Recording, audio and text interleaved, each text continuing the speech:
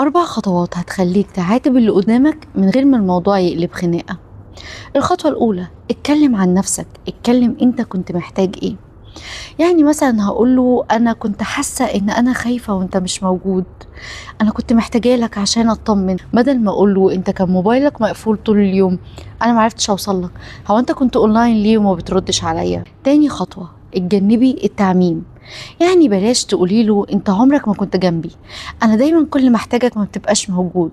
اتكلمي على قد الموقف اللي انت جاية تعاتبيه فيه وبس. الخطوة الثالثة، اختاري الوقت المناسب اللي تتكلمي فيه، مش في وسط ما انتوا متخانقين تروحي تعاتبيه وتجيبي له في القديم والجديد، او لو هو لسه راجع من الشغل تعبان، او انت عارفه ان الفتره دي بيمر بتعب او ظروف صحيه او غيره. ولو انت يعني مزنوقه قوي ومش قادره تسكتي، قولي له بص صراحه انا كان في حاجه مضايقاني، فممكن لما تبقى قادر تتكلم وظروفك تسمح او انت بقيت احسن نتكلم مع بعض. اصلا الدخله دي لوحدها هتخليه ياخد الامور بهدوء. رابع واهم خطوه، افتكري وحطي في دماغك ان العتاب بيصلح العلاقة وبيقويها مش بيدمرها وبيكسرها.